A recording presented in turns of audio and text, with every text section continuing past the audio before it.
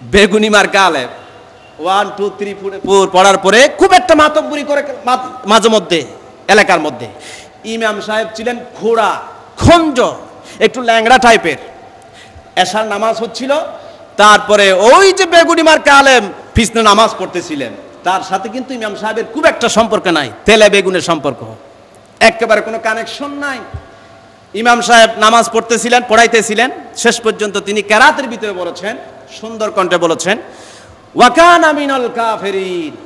ওইদিকে বেগুনি মার্কা আলেমের চোখের অবস্থা কিন্তু টাইট, সে চোখে দেখতো না, কানা ছিল, অন্ধ ছিল, কিছু দেখতো না। যখনই ইমাম সাহেব বলেছেন ওয়াকানা মিনাল কাফিরিন, বেগুনি মার্কা আলেম পিছন থেকে মনে করেছে তারে গালি দিচ্ছে। ওয়াকানা মানে তারে কানা বলতেছে, আসলে কানা মানে হচ্ছে আফালে না কেসে, মাঝে মধ্যে তাম্মা হয়ে যায়, এর অর্থ হচ্ছে ছিল। ইংরেজিতে যার আপনার অনুবাদ হয় ওয়াস, ছিল। কিন্তু এই বেগুনি মার্কা আলেম মনে করেছে ইমাম সাহেব আমারে গালি তো দিলই দিল, পাশাপাশি আমারে কাফের ফতোয়া দিয়ে ফেলেছে। বর্তমান যুগের কিছু কিছু আলেম একেবারে সহজ কাফের ফতোয়া দেওয়া, কাফের ফতোয়া দিচ্ছে না, দিচ্ছে না, সহজ। এটা একটা একেবারে ইজি ব্যাপার হয়ে গেছে, কেন জানি না। এরপরে এই বেগুনি মার্কা আলেম সহ্য করতে না পেরে শেষ পর্যন্ত তিনি বলে ফেললেন ওয়ালাংরানা মিনাল ফাসিকিন, জবাব দিয়ে ফেলেছেন।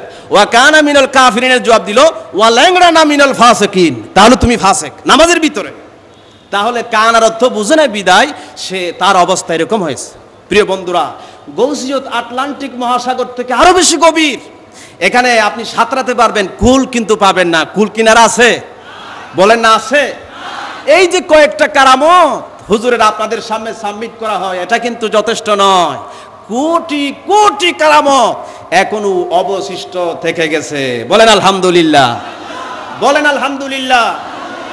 বরং বলতে গেলে হুজুরের জন্ম থেকে শুরু করে ইন্তেকাল পর্যন্ত যা কিছু হচ্ছে বা হবে, যা বা হয়েছে, সবটা কারামত। বলেন আলহামদুলিল্লাহ, আরো জুড়ে বলেন আলহামদুলিল্লাহ।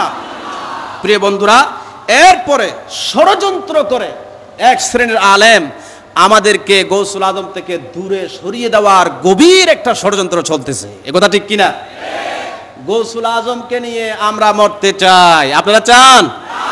গৌসুল আজমকে নিয়ে মরতে চাই, গৌসুল আজমকে নিয়ে বাঁচতে চাই, আমরা সবাই চাই। সুতরাং ওরা যতই ষড়যন্ত্র করবে না কেন, একে 4 হয়ে যাবে। একে কত?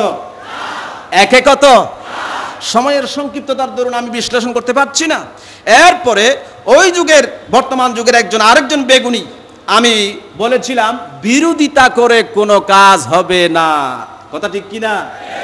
তত্ত্বাবধায়ক সরকার আমার যুগের গৌসুল আজমকে গৌসুল আজম বানিয়েছেন, তো আসতে বলেন কেন? পৃথিবীর কোন সরকার আমার যুগের গৌসুল আজমকে গৌসুল আজম বানেন নাই, বরং সরকারে দু আলম নূরে মুজাসসম হুজুর করিম সাল্লাল্লাহু আলাইহি সাল্লাম আদর করে মহব্বত করে আমার যুগের গৌসুল আজমকে গৌসুল আজম বানিয়েছেন। বলেন আলহামদুলিল্লাহ, আরো জোরে বলেন আলহামদুলিল্লাহ। সুতরাং বেগুনি, পৃথিবীর সমস্ত বেগুনি, টমেটো, আলুর চপ আর পচা তেলে বেগুনি, ভুনা বেগুনি যদি কর্ণফুলী ব্রিজে ছুঁড়ে মারা হয়, পচা ডিম, পচা তেলে ভুনা বেগুনি, এই সমস্ত কিছু যদি আপনি এনে কর্ণফুলী ব্রিজে ছুঁড়ে মারেন, কর্ণফুলী ব্রিজ একেবারে একটা ধাক্কায় টাস করে ফুটে যাবে। কিছু হবে? আরো যেরকম কিছু হবে?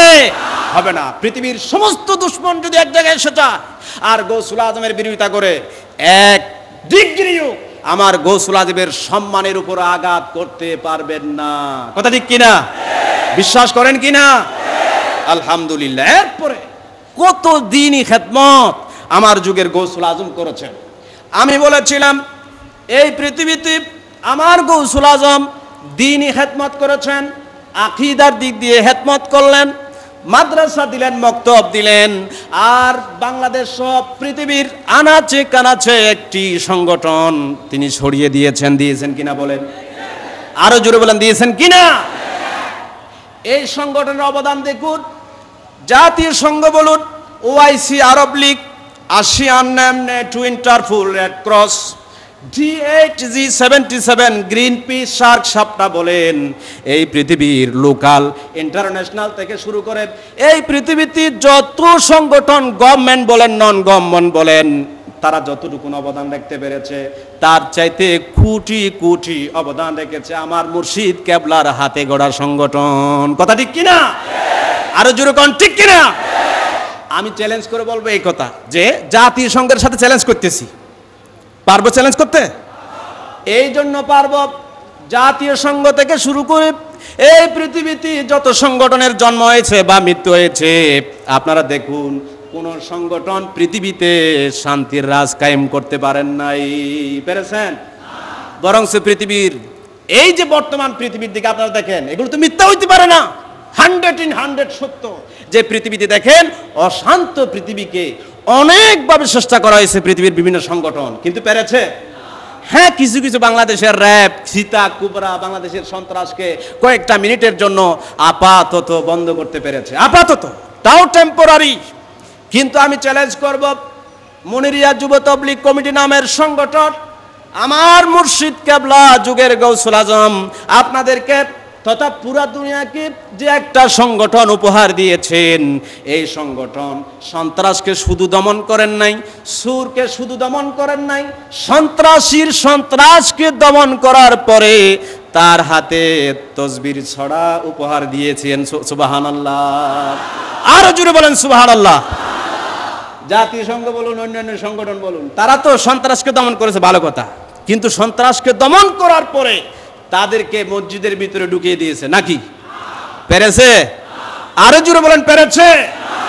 দুঃখ লাগে এই জন্য, এই পৃথিবীর তথা বাংলাদেশের বাতিল ফেরকারা যদি আমার হুজুর কেবলার বিরোধিতা করত, মনে একটা বুঝ দিতে পারতাম। কিন্তু বেগুনি মার্কা কয়েকজন আলেম, টমেটো বেগুনি মার্কা কয়েকজন আলেম, সুন্নি নামদারি বেগুনি যখন আমার মুর্শিদ কেবলার বিরোধিতা করে, মনে বড় দুঃখ লাগে, মনে বড় দুঃখ লাগে। আপনারা পুরস্কার, হাল জাযাউল ইহসান ইল্লাল ইহসান, ভালো কাজের প্রতিদান তো ভালো দিয়ে দিতে হয়, কথা ঠিক কিনা? আসতে বললে তো চলবে না, কথা ঠিক কিনা? ভালো কাজের প্রতিদান ভালো দিয়ে পুরস্কার দিতে হয়। আমার গৌসুল আজম ভালো কাজ করেছেন, করেছেন কিনা? সন্ত্রাসীকে আবেদ করেছেন, এটা ভালো কাজ নয় কি? ভালো কাজ নয় কি? বরং এর চাইতে ভালো কাজ পৃথিবীতে আর কি হইতে পারে? তো পুরস্কার হিসাবে আমি বলেছিলাম, হুজুর কেবলার এই অবদানকে যদি আপনারা স্বীকার করতেন, বর্তমান বিশ্বের বিভিন্ন সংগঠন, সুইডিশ সরকারকে আমি বলেছিলাম শান্তি কারা কায়েম করেছে, কোন সংগঠন শান্তি কায়েম করেছে, তা যদি আপনারা একবার ক্যালকুলেশন করেন দেখতে পাবেন 100 শান্তি দিতে পেরেছে আমার মহান মুর্শিদ কেবলার সংগঠন তথা মুনিরিয়া যুব তাবলীগ কমিটি। বলেন সুবহানাল্লাহ, কথা ঠিক কিনা? আরো চিল্লায় বলুন ঠিক কিনা? এই সংগঠন যা অবদান দিয়েছেন আপনাদেরকে, রাউজানের এক্সাম্পল দিলাম, মাসালান রাউজানের দিকে দেখেন কত সন্ত্রাসী তিনি আবেদ করলেন। পুরস্কার স্বরূপ বিশ্বের দরকার ছিল আমার মহান মুর্শিদকে প্রত্যেক বছরের মাথায় মাথায় একটা নোবেল শান্তি পুরস্কার দেওয়া, ঠিক কিনা বে ঠিক? নোবেল শান্তি পুরস্কার পাওয়ার যোগ্যতা আমার মহান মুর্শিদ, কথা ঠিক কিনা? মুনিরিয়া যুব তাবলীগ কমিটি তো পুরস্কার পাওয়ার যোগ্য নোবেলটা, যদি আপনারা আদালত আপনাদের কাছে থাকে, কথা ঠিক কিনা? যদিও বা সুইডিশ সরকার এই তরিকত আধ্যাত্মিক সংগঠনকে যদি বা নোবেল পুরস্কার দেন নাই, মদিনার নবী কিন্তু পুরস্কারটা দিয়ে ফেলেছেন। পুরস্কারের নাম কি? গৌসিয়ত। পুরস্কারের নাম কি? নুরানি তথা নুরানি একটি তাজ, গোল্ডেন কালারের একটি তাজ আমার যুগের গৌসুল আজমকে পরিয়ে দিয়েছেন। এটাই হচ্ছে বর্তমান যুগের জন্য নোবেল পুরস্কার। বলেন সুবহানাল্লাহ। এই পুরস্কারকে এক জায়গায় রাখুন, পৃথিবীর সব নোবেলকে হার মানিয়ে ফেলবে, কথা ঠিক কিনা? আরো জোরে বলেন ঠিক কিনা? অনেকে বলে থাকে যে এটা তো একটা স্বপ্ন, স্বপ্নের মাধ্যমে তার কোনো ভিত্তি নাই।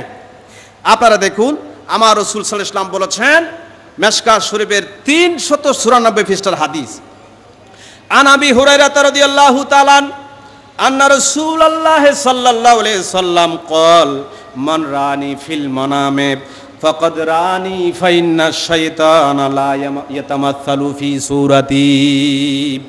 এই হাদিসটা মুত্তাফাকুন আলাইহি, বুখারী শরীফে এসেছে, মুসলিম শরীফে এসেছে, আবার মিশকাত শরীফে আসন পেয়েছে হাদিসটা। হযরত আবু হুরায়রা রাদিয়াল্লাহু তাআলা আনহু হাদিসটি রওয়ায়াত করেন। রাসূল বলেছেন কোন বান্দা যদি আমি নবীকে স্বপ্ন দেখে, স্বপ্নের ভিতরে দেখে, সেজন্য বাস্তবটাই আমারে দেখলো। বলেন সুবহানাল্লাহ, আরো জোরে বলেন সুবহানাল্লাহ। রাসূলকে স্বপ্ন দেখা মিথ্যা হইতে পারে না, বিশ্বাস করেন? হাদিস শরীফ বিশ্বাস